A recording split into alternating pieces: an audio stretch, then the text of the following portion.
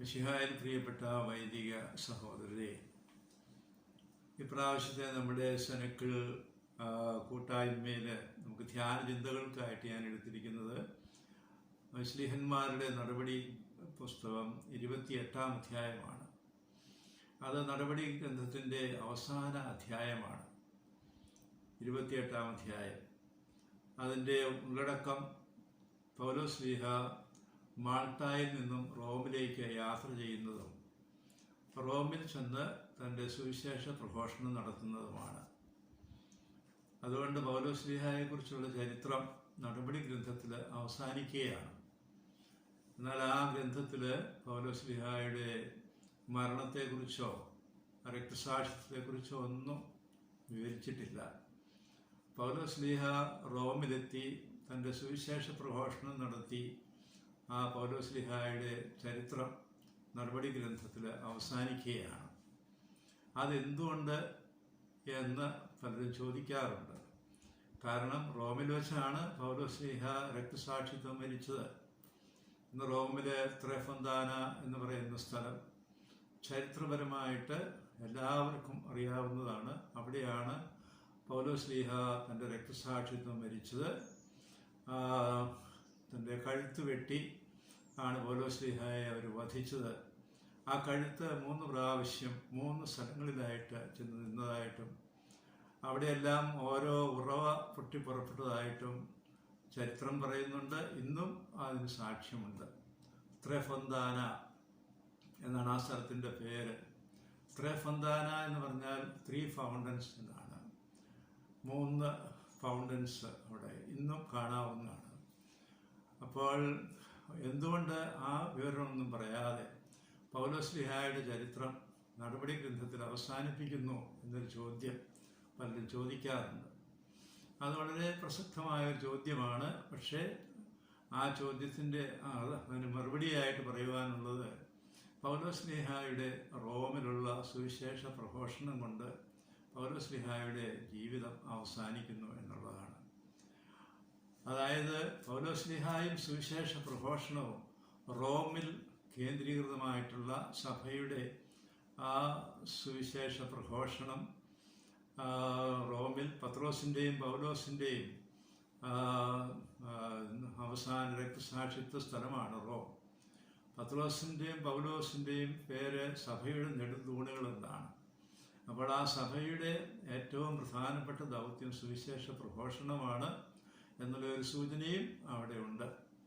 അപ്പോൾ അതുകൊണ്ടായിരിക്കണം ഒരുപക്ഷെ പൗലോസ്ലീഹയുടെ മറ്റ് യാത്രാ വിവരണങ്ങളൊന്നും ഇതിനകത്ത് കൊടുക്കാതെ പൗലോസ്ലീഹ സുവിശേഷ പ്രഘോഷണം നടത്തുന്നതായിട്ട് ഈ ഗ്രന്ഥം അവസാനിപ്പിക്കുന്നത് അതുകൊണ്ടായിരിക്കാം. ഏതായാലും ഈ 28-ാം അധ്യായത്തിൽ അതിൻ്റെ ഉള്ളടക്കം പൗലോസ്ലീഹ മാൾട്ടായിൽ നിന്നും റോമിലേക്ക് യാത്ര ചെയ്യുന്നു. മാൾട്ടായിൽ ഒരു സുവിശേഷ പ്രഘോഷണം നടത്തിയിട്ടാണ് പൗലോസ്ലീഹ യാത്രയാകുന്നത്. അതിനുശേഷം റോമിലേക്കുള്ള യാത്രാമധ്യേ പുത്തയോൾ എന്ന് പറയുന്ന സ്ഥലത്ത് അവിടുത്തെ സഭാ സമൂഹവുമായിട്ട് ഒരാഴ്ച താമസിക്കുന്നു. അതിനുശേഷം റോമിലേക്ക് യാത്രയാകുകയാണ്. അവിടെ ചെന്നതിന് ശേഷം അവിടുത്തെ യഹൂദ നേതാക്കന്മാരെ ആദ്യമായിട്ട് കാണുകയും താൻ റോമിൽ വരാനുള്ള സാഹചര്യം എന്താണെന്ന് അവരെ പറഞ്ഞ് മനസ്സിലാക്കുകയും ചെയ്യുന്നു.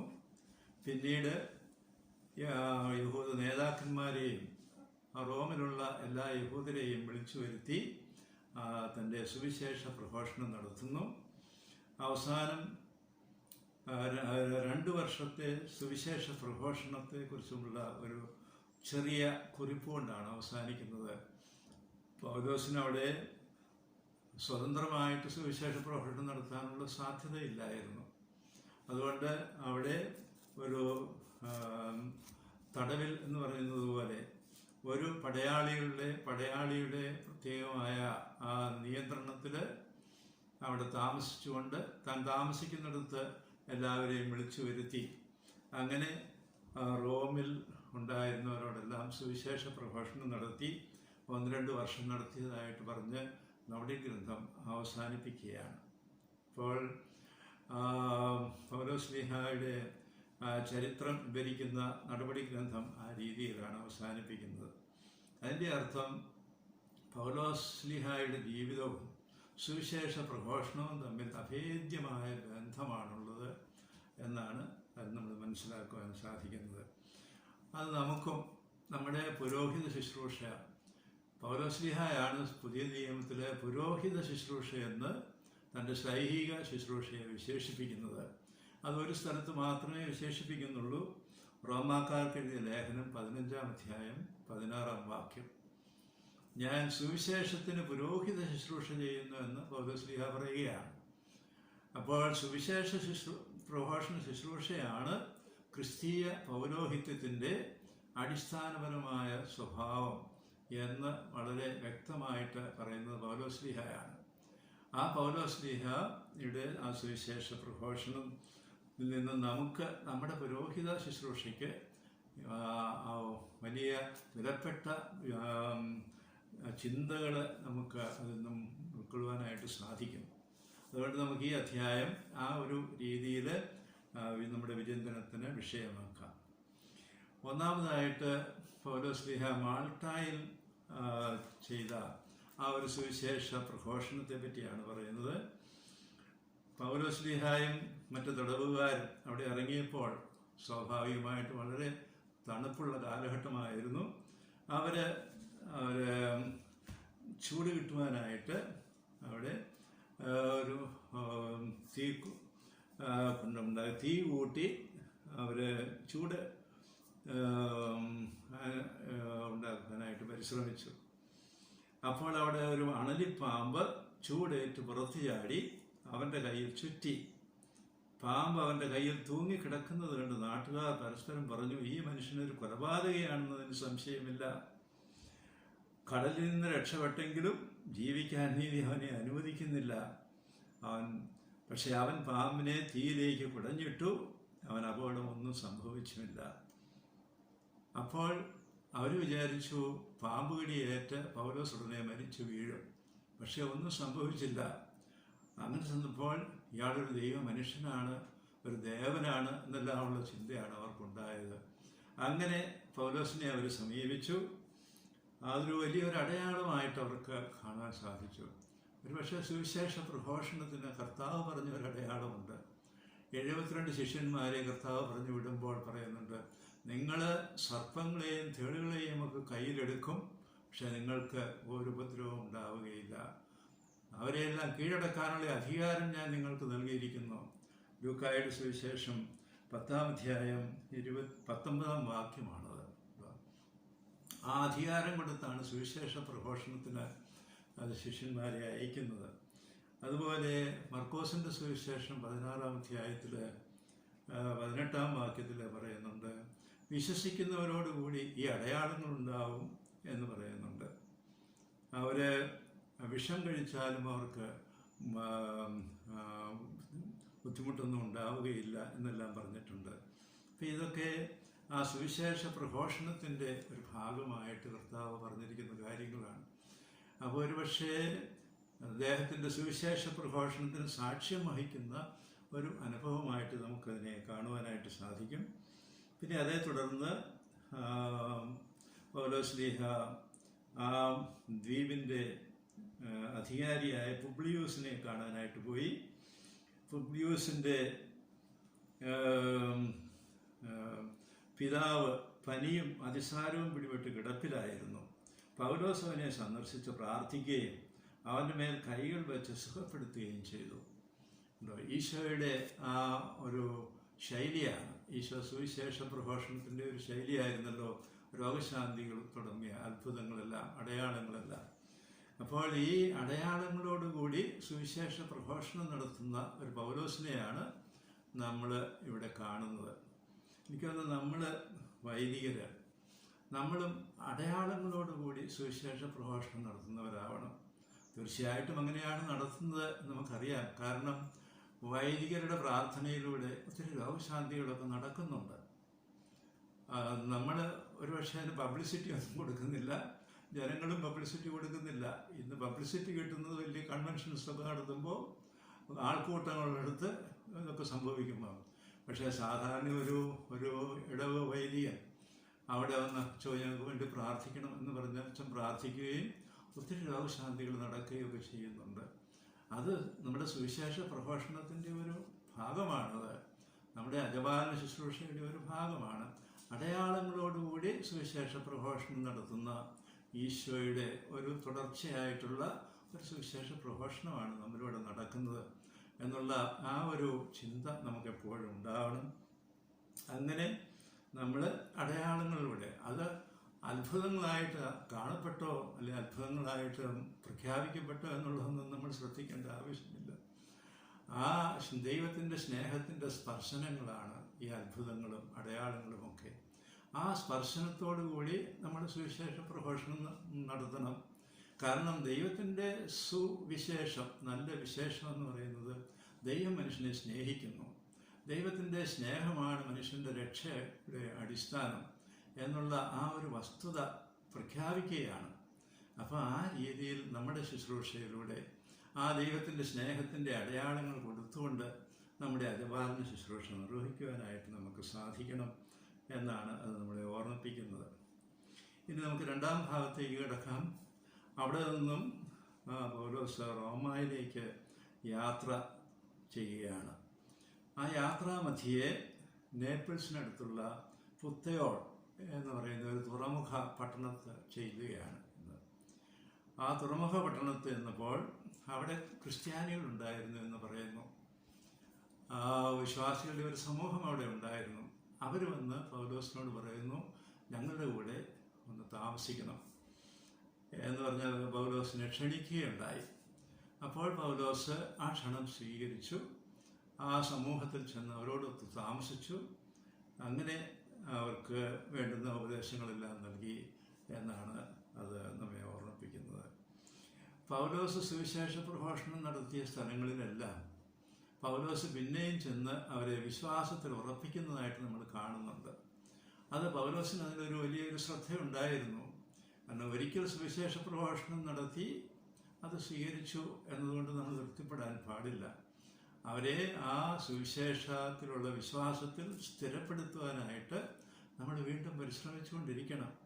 ആണ് ഈ തുടർ പരിശീലനം, വിശ്വാസത്തിൻ്റെ തുടർ പരിശീലനം എന്ന് പറയുന്നത് നമ്മുടെ അജപാലന ശുശ്രൂഷയുടെ ഒരു അവശ്യ ഘടകമാണ്. അതുകൊണ്ട് ആ തുടർ പരിശീലനം നൽകുവാനായിട്ട് ശ്രദ്ധിക്കണം. അതെങ്ങനെയാണ് കൊടുക്കേണ്ടത്? ഒറ്റപ്പെട്ടുള്ള ഒരു സുവിശേഷ പ്രഘോഷണമല്ല സഭയുടെ സുവിശേഷ പ്രഘോഷണം. സഭയുടെ കൂട്ടായ്മയെ ഊട്ടി ഉറപ്പിച്ചുകൊണ്ടുള്ള ഒരു സുവിശേഷ പ്രഘോഷണം. കാരണം സുവിശേഷ പ്രഘോഷണം എന്ന് പറയുന്നത് സഭയുടെ ഒരു പ്രവൃത്തിയാണ്. Evangelization is an ecclesial act. അതൊരു വെറും വ്യക്തിഗതമായ പ്രവർത്തനമല്ല. വ്യക്തിപരമായി എവിടെയെങ്കിലും പോയി നിന്ന് സുവിശേഷം പ്രസംഗിക്കുക എന്നുള്ളതല്ല സഭയുടെ ശൈലി. സഭാ സമൂഹമാണ് സുവിശേഷ പ്രഘോഷണം നടത്തുന്നത്. അതുകൊണ്ട് സഭാ കൂട്ടായ്മയെ വളർത്തിക്കൊണ്ടുള്ള ഒരു സുവിശേഷ പ്രഘോഷണം, ആ ഒരു പശ്ചാത്തലത്തിലുള്ള സുവിശേഷ പ്രഘോഷണമാണ് ശരിയായ സുവിശേഷ പ്രഘോഷണം. കാരണം ഈ സുവിശേഷം സ്വീകരിച്ച സമൂഹമാണ് സഭ. ആ സഭ ഒരു സ്നേഹ സമൂഹമാണ്, കൂട്ടായ്മ സ്വഭാവമുള്ള ഒരു സമൂഹമാണ്. ആ സഭയുടെ പശ്ചാത്തലമില്ലാതെ ഒറ്റപ്പെട്ട് സുവിശേഷം പ്രഘോഷിക്കുന്നത് സുവിശേഷ പ്രഘോഷണത്തിന് അനുയോജ്യമായ ഒരു സുവിശേഷ പ്രഘോഷണമല്ല. അപ്പം അതുകൊണ്ടാണ് പൗലോസ് അതിന് പ്രാധാന്യം കൊടുത്തിരുന്നു. അവർ ഞങ്ങളുടെ പക്കൽ വരണം, ഞങ്ങളോട് കൂടി താമസിക്കണമെന്ന് പറഞ്ഞപ്പോൾ പൗലോസ് സന്തോഷത്തോടു കൂടി ആ ക്ഷണം സ്വീകരിച്ചു. അവരോട് ഒരാഴ്ച താമസിച്ചു എന്നാണ് അവിടെ പറയുന്നത്. അതുകൊണ്ട് അങ്ങനെ അവിടെ അവരോട് കൂടെ താമസിച്ച് അവരുടെ ആ സ്നേഹ കൂട്ടായ്മ അനുഭവിച്ച് ആ കൂട്ടായ്മയിൽ അവരെ വളർത്തി ആ ഒരു പശ്ചാത്തലത്തിൽ അവരോട് സുവിശേഷം പ്രസംഗിക്കുവാനായിട്ട് പൗലോസ് തയ്യാറായി. അപ്പം നമ്മളും നമ്മുടെ അജപാലന ശുശ്രൂഷയിൽ ഈ സഭാ കൂട്ടായ്മയെ ഊട്ടി ഉറപ്പിക്കുന്നതിന് വളരെ പ്രാധാന്യം കൊടുക്കണം. സഭാ കൂട്ടായ്മയില്ലാതെ ഒറ്റപ്പെട്ട് നമ്മൾ സുവിശേഷം പ്രസംഗിക്കുന്നവരാകരുത്. നമ്മുടെ അജപാലന ശുശ്രൂഷയുടെ പ്രധാനപ്പെട്ട ദൗത്യം അതാണ്, ലക്ഷ്യം അതാണെന്ന് വൈദിക ശുശ്രൂഷയെക്കുറിച്ചുള്ള രണ്ടാം വത്തിക്കാൻ കൗൺസിലിൻ്റെ രേഖയിൽ പറയുന്നുണ്ടല്ലോ. അജപാലന ശുശ്രൂഷയുടെ ലക്ഷ്യം ആ അജപാലന ശുശ്രൂഷയ്ക്ക് വിഷയമാകുന്ന ആ വിശ്വാസികളെ ഒരു കുടുംബമായിട്ട് കെട്ടിപ്പടുക്കുക എന്നുള്ളതാണ്.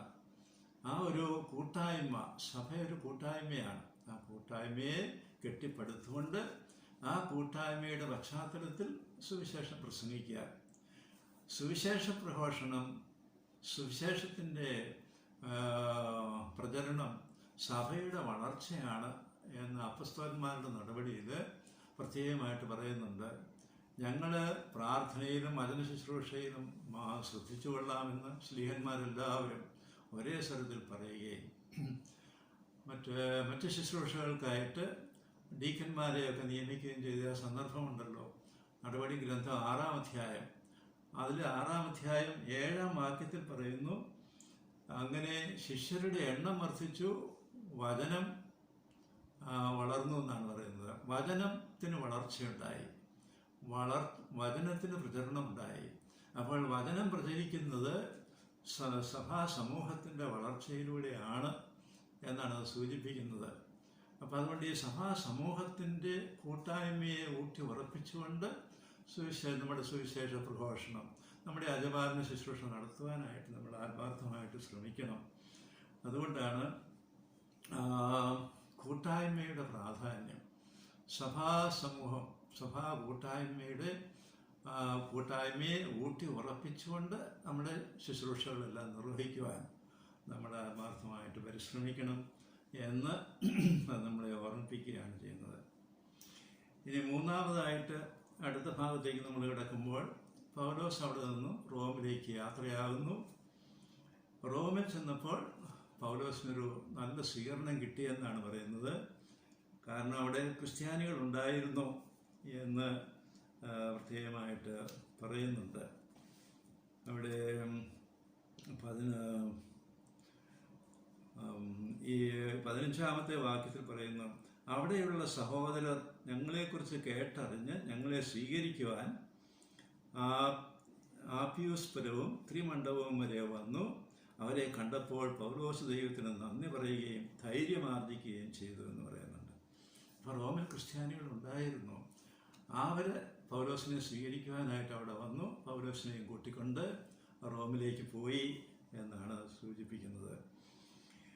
റോമിൽ ചെന്ന് കഴിഞ്ഞപ്പോൾ അവിടെ പൗലോസിന് സ്വതന്ത്രമായി സുവിശേഷ പ്രസംഗം നടത്താനായിട്ടുള്ള സാധ്യതയില്ലായിരുന്നു.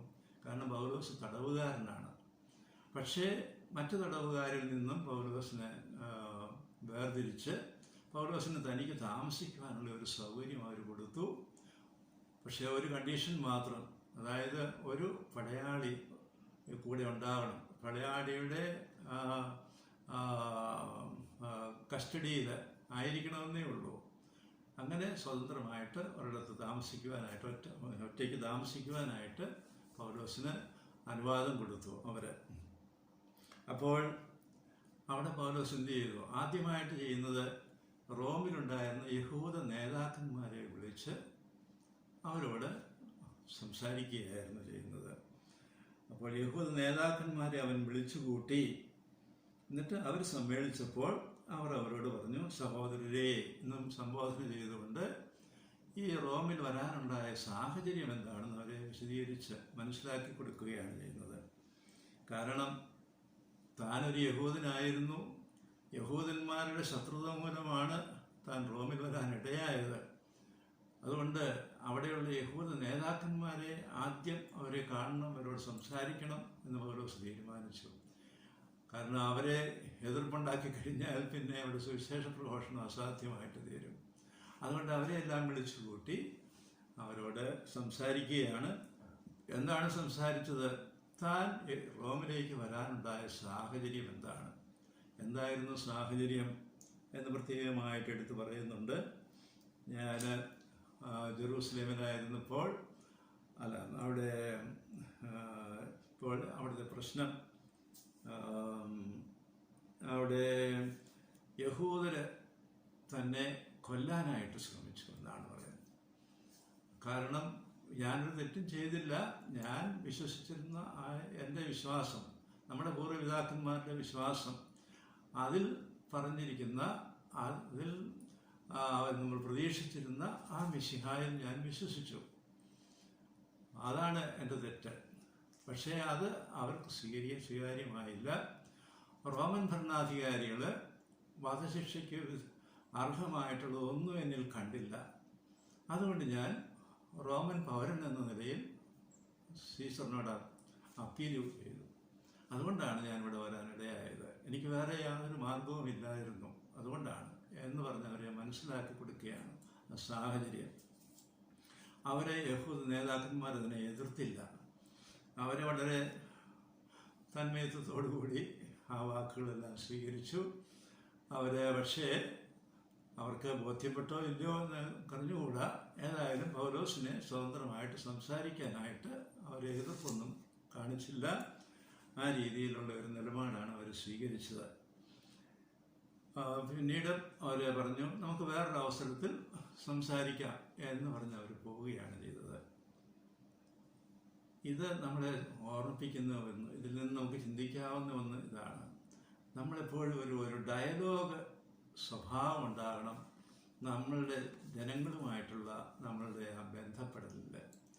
ഡയലോഗ് സ്വഭാവം. നമ്മൾ വിശ്വസിക്കുന്ന കാര്യങ്ങൾ അവരെ പഠിപ്പിക്കുകയും അവരെ ബോധ്യപ്പെടുത്തുകയും ഒക്കെ ചെയ്യുമ്പോൾ,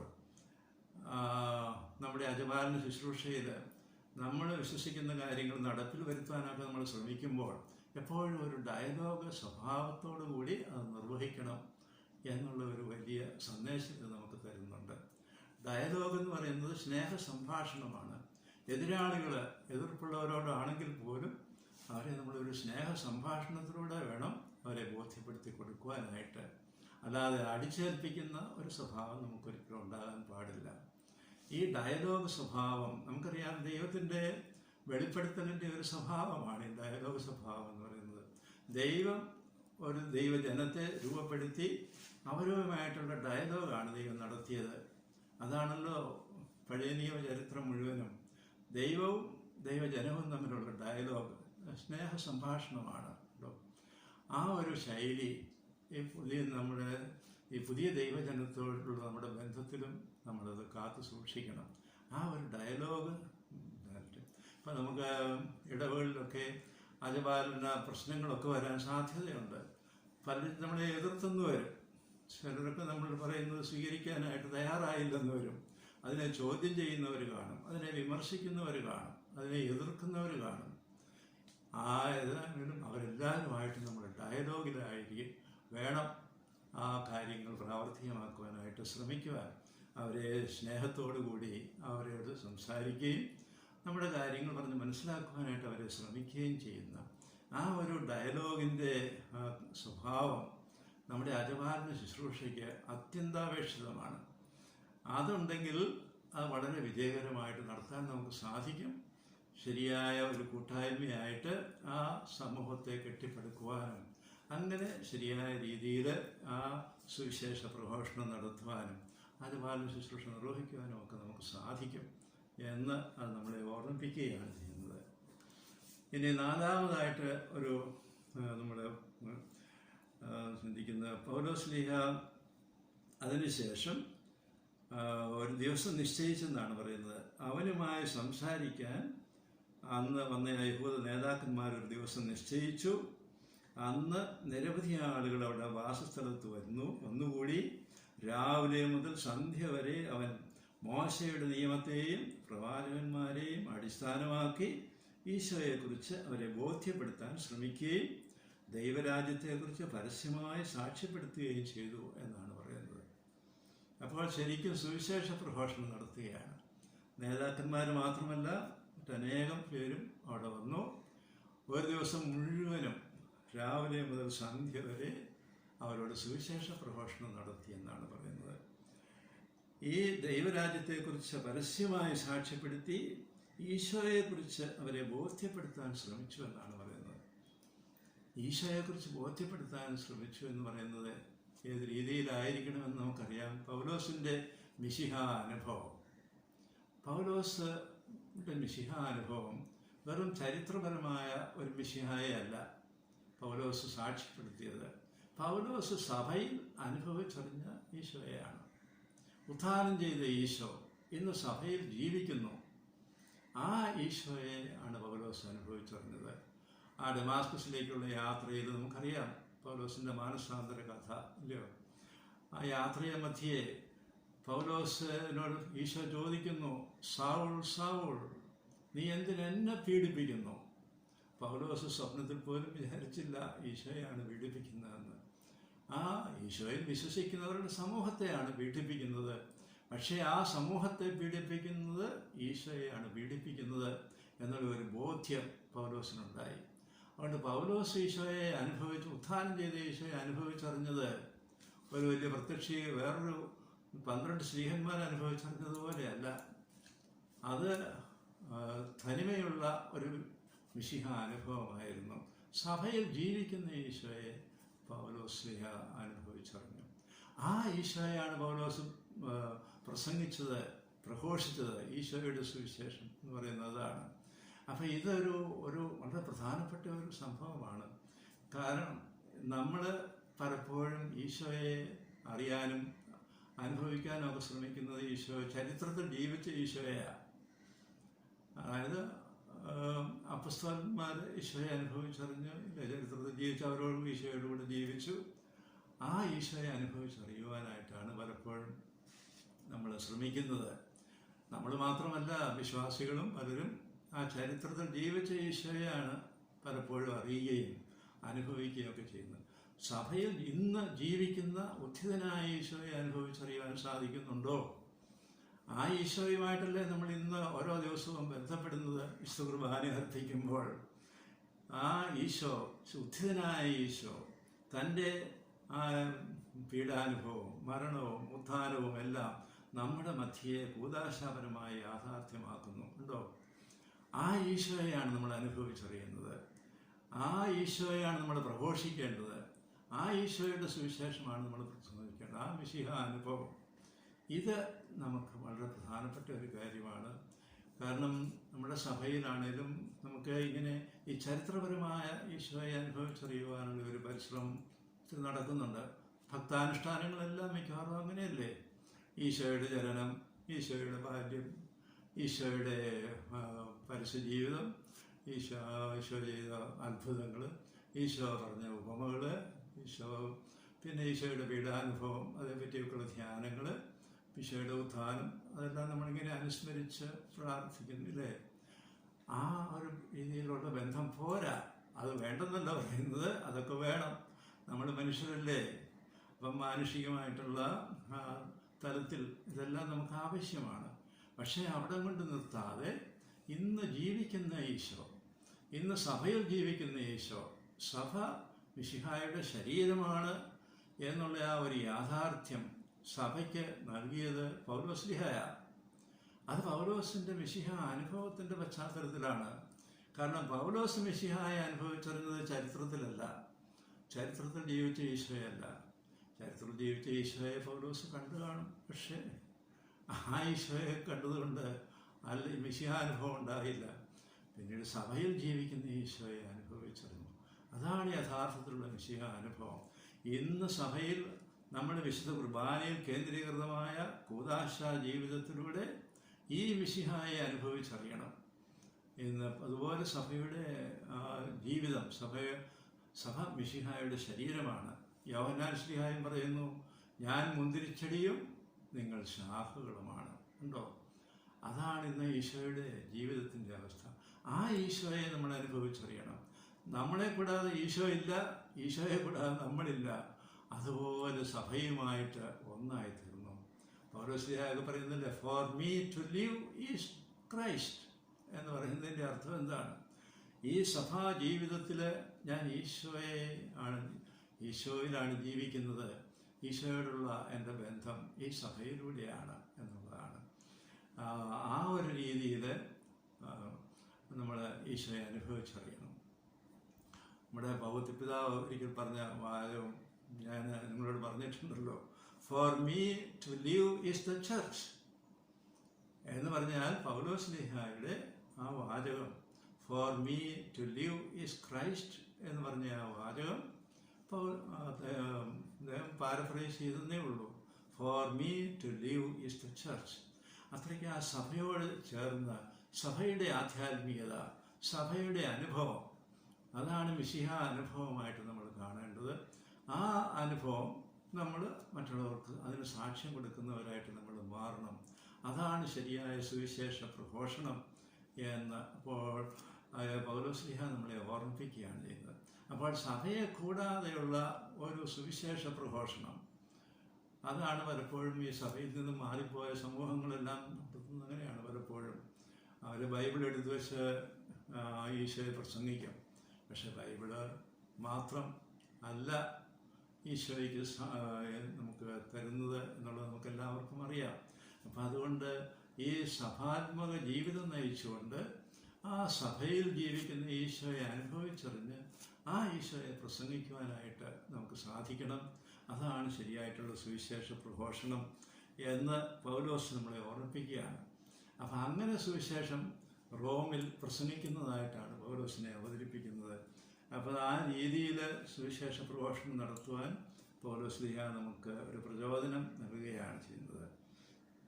പിന്നെ അവസാനമായിട്ട് നമുക്ക് പറയുവാനുള്ളത്, പൗലോസ്ലീഹായുടെ ആ ജീവിതം നടപടി പുസ്തകം അവസാനിപ്പിക്കുന്നത് ഈ വാക്കുകൾ കൊണ്ടാണ്.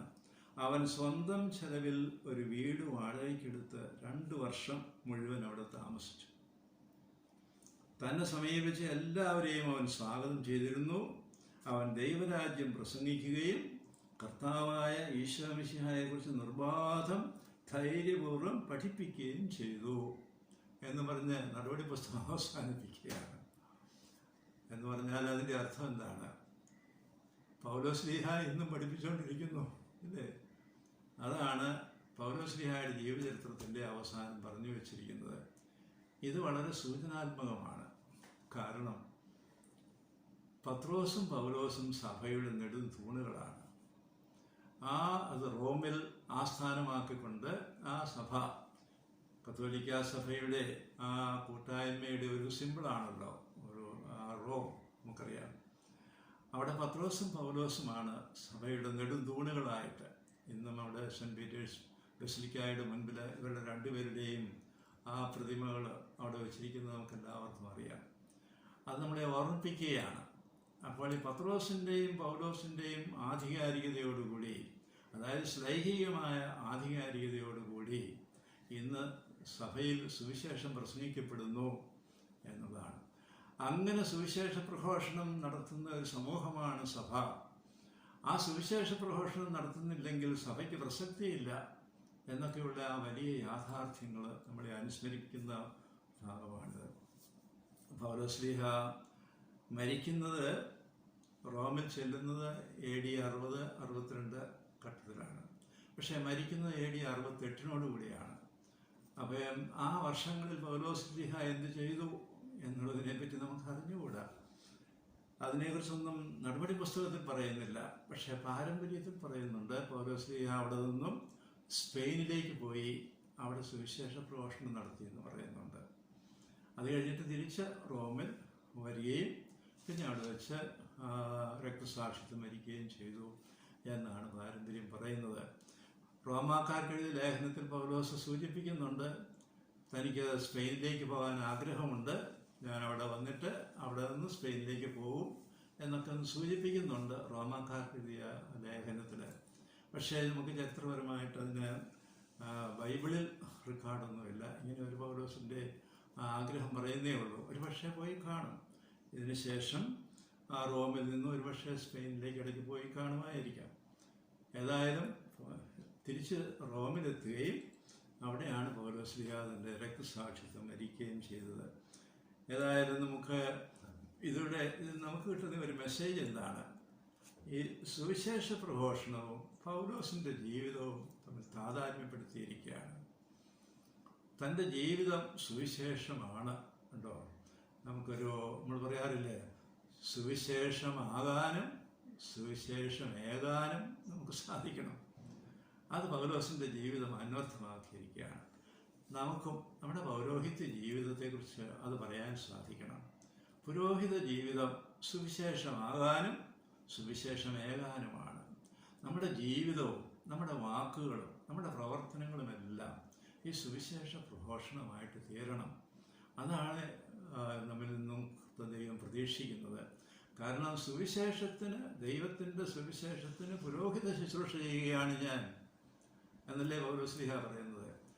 പുരോഹിതൻ എന്നുള്ളത് ആ വാക്ക് ഈ പുതിയ നിയമ പൗരോഹിത്യത്തെക്കുറിച്ച് ഇവിടെ മാത്രമേ പറയുന്നുള്ളൂ. ആ റോമാക്കാർക്ക് എഴുതിയ ലേഖനം 15:16 പൗലോസ്ലീഹയുടെ ഈ വാക്കുകൾ മാത്രമേ ഉള്ളൂ. അല്ലെങ്കിൽ പുതിയ നിയമത്തെ പൗരോഹിത്യത്തെ പൗരോഹിത്യം എന്ന് വിശേഷിപ്പിക്കുന്ന ഒരു വാചകം പോലും നമ്മുടെ പുതിയ നിയമത്തിൽ കാണുകയില്ല. എബ്രായർക്ക് എഴുതിയ ലേഖനത്തിൽ മാത്രം ഈശോയുടെ പൗരോഹിത്യത്തെക്കുറിച്ച് അത് മാത്രമേ അത് പറയുന്നുള്ളൂ. അതുകൊണ്ട് നമ്മളുടെ പൗരോഹിത്യം, ക്രിസ്തീയ പൗരോഹിത്യം എന്ന് പറയുന്നത് ഈ സുവിശേഷ പ്രഘോഷണ ശുശ്രൂഷ ചെയ്യുന്ന ഒരു പൗരോഹിത്യമാണ്.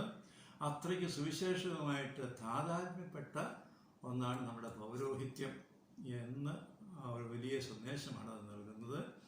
അതുകൊണ്ട് നമ്മുടെ പൗരോഹിത ജീവിതം ഒരു സുവിശേഷ പ്രഘോഷണമായിട്ട് തീരട്ടെ. ആ സുവിശേഷ പ്രഘോഷണത്തിൻ്റെ സ്വഭാവം ഉൾക്കൊള്ളുന്ന ഒരു പുരോഹിത ശുശ്രൂഷ നിർവഹിക്കുവാനായിട്ട് നമുക്ക് ആത്മാർത്ഥമായിട്ട് ശ്രമിക്കാം. നമ്മുടെ ജീവിതവും നമ്മുടെ വാക്കുകളും നമ്മുടെ പ്രസംഗങ്ങളും നമ്മുടെ പ്രവർത്തനങ്ങളും എല്ലാം ഒരു സുവിശേഷ പ്രഘോഷണമാക്കി തീർക്കുവാൻ നമുക്ക് സാധിച്ചാൽ നമ്മുടെ പൗരോഹിത്യ ശുശ്രൂഷയോട് നീതി പുലർത്തി നമുക്ക് പറയുവാനായിട്ട് സാധിക്കും.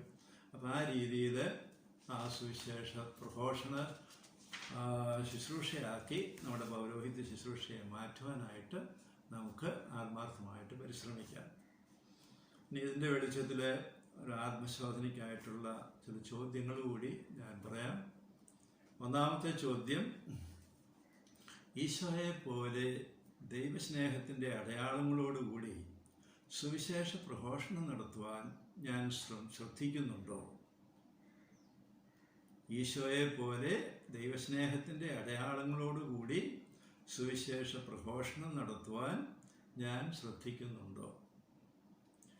രണ്ടാമത്തെ ചോദ്യം, സ്നേഹ കൂട്ടായ്മയായി സഭാസമൂഹത്തെ കെട്ടിപ്പടുത്തുകൊണ്ട് സുവിശേഷ പ്രഘോഷണം നടത്തുവാൻ ഞാൻ പരിശ്രമിക്കുന്നുണ്ടോ?